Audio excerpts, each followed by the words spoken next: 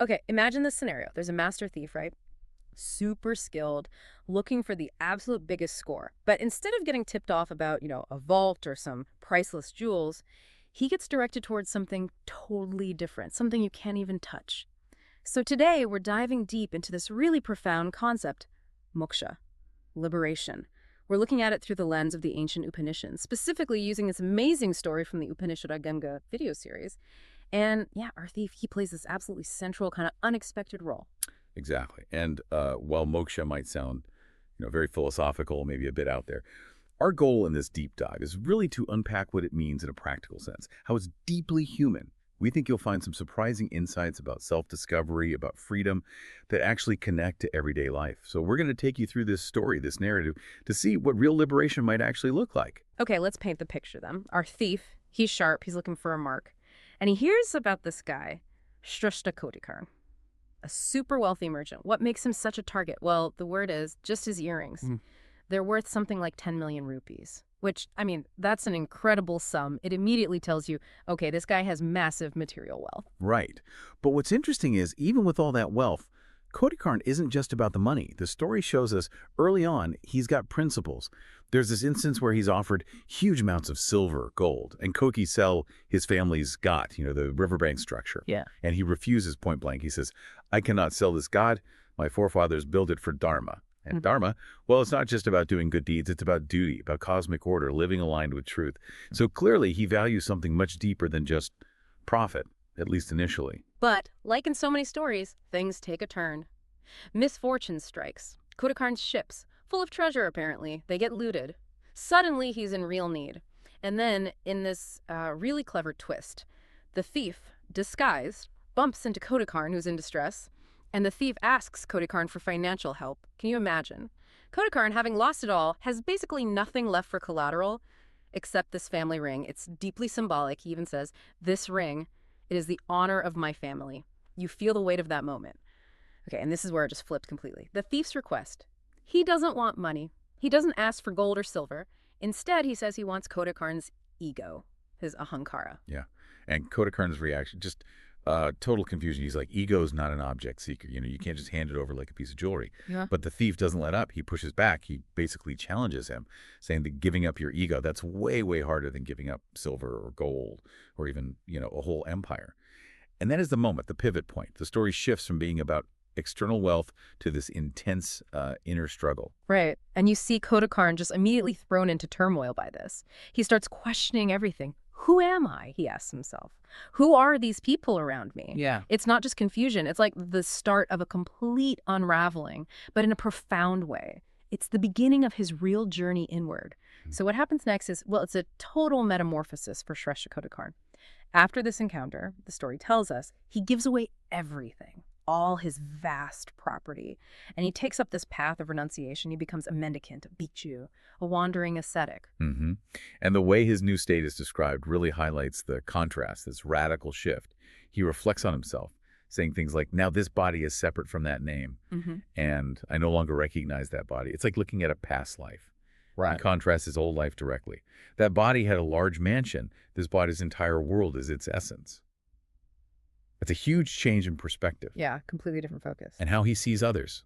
Earlier, that body saw everyone separately. Now this body sees itself in everyone. That hints at a kind of universal connection. And his ambition changes too, right? Totally reverses. I wanted to conquer the world. Now I want to conquer myself. And the simple act of giving versus receiving. Then I gave alms. Now I receive alms. It signifies a complete shedding of that old identity, that old status. And what about that ring? The family heirloom. There's a detail about that too, isn't there? Yeah, it's quite poignant, actually. The thief's wife, Devyani, she finds the ring later in a pot of rice, believe it or not. But by the time the thief could even think about returning it, Kodikarn's already gone. well, not gone physically, but he's passed away from that former life. He's fully embraced being a bhikshu. So does the thief ever try to return it? He does. He finally tracks down the transformed Kodikarn and tries to give the ring back. And Kodikarn's response is just incredibly profound. He basically says, now all my bonds are cut. This ring is of no use to me. He explains he's free from the joys and sorrows of the past, free from fears of the future. Wow. Complete detachment. Exactly. It shows he's truly liberated from those external things, those attachments that once defined him. And if we connect this journey back to the core idea, Kotikarn's transformation, giving it all up, that's precisely what the Upanishads point to when they talk about moksha. The definition given is something like, to abandon all different names and forms of one's own soul, and to be established in one's own true nature is liberation. Right. Abandoning the labels, the roles, the attachments. Yes. And the Upanishads, these foundational texts of Hindu philosophy, they place moksha in context. They talk about other life goals, dharma, living righteously, artha, prosperity with meaning, kama, fulfilling desires. These are seen as important stages. But moksha, that's described as the supreme human endeavor, the ultimate goal, something beyond those initial pursuits. Okay, so this journey of Kotikarn really pushes us towards this idea of our true self. What exactly is this true self, according to the Upanishads, that lies beneath all the stuff we identify with? Our bodies, our possessions, our roles. Well, the descriptions are quite mind-expanding.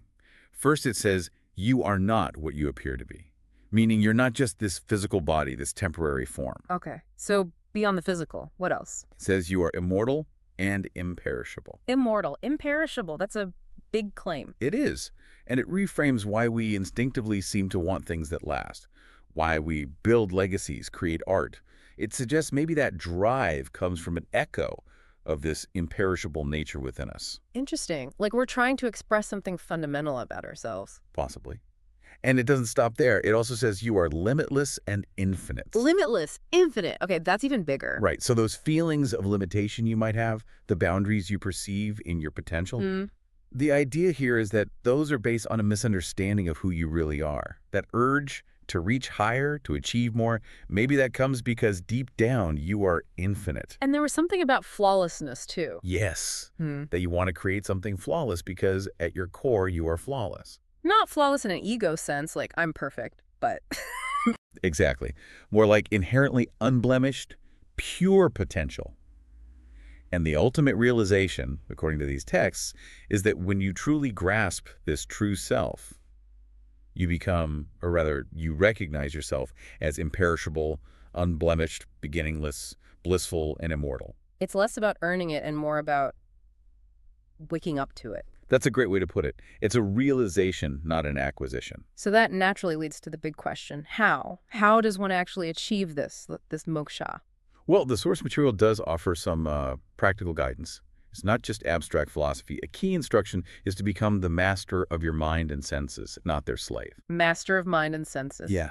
Think about it. How much are we driven by impulse, by cravings, by reactions? The Upanishads talk about freedom from the slavery of senses. It's not about shutting the senses down necessarily, but about regaining control. Asking yourself, are you making the choices or are your desires, your aversions, making them for you? Like being pulled around by every notification, every urge. Exactly. Gaining agency over those impulses is seen as a crucial step towards liberation, towards moksha. And there was that other really powerful idea about happiness. Ah, yes. That's quite counterintuitive for many of us. Don't seek happiness. Become the master of happiness. This is moksha. Don't seek it. Become the master of it. What does that actually mean? Well, it suggests that chasing external things for happiness, possessions, achievements, even relationships, if they're based on neediness, Yeah. that's ultimately a losing game because external circumstances always change. Right. It's fleeting. Instead, the idea is to cultivate an internal state of well-being, of contentment, of bliss that isn't dependent on what's happening outside. Recognizing an enduring joy that's part of your true nature rather than constantly looking for the next hit of pleasure. It makes sense. It points inwards. Completely. And the source points out the irony here. It's ironic that one who is inherently powerful, conscious, and blissful seeks happiness outside. Yeah, that really lands. If we already are these things, why are we searching everywhere else? That's the core question, isn't it? Liberation in this view is about realizing what you already possess within. Okay, let's bring it back to our thief. He sees Kotikarn transformed, right? This serene mendicant. How does he react to all this? He must be completely bewildered. Deeply moved, yes, and definitely bewildered. He watches Kotikarn, who used to be this symbol of immense wealth, and now he has nothing, yet seems to have gained something far greater. The thief asks himself, what did Kotikarn give up everything for? What did he possibly gain? And does he figure it out? He has a moment of realization. He looks at the ring that he once saw as this huge prize, and he understands, truly understands, that it means Absolutely nothing to Kodakar now. Zero value. Because Kodakern found something else. Exactly. The thief perceives that Kodakar has tapped into something greater than happiness, wealth, fame, power.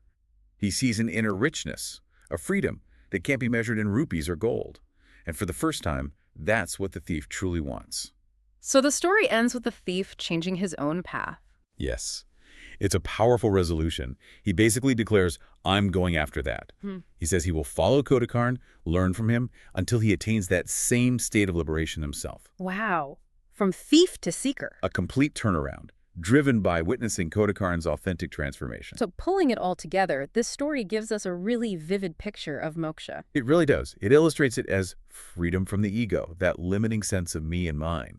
Freedom from being a slave to your senses, constantly chasing external gratification. Freedom from attachment, from needing things to be a certain way to feel okay. Yes, and even freedom from deceit, as we see the thief ultimately turn towards truth and this higher goal. It's quite an incredible journey, Shrestha Kodakar the thief.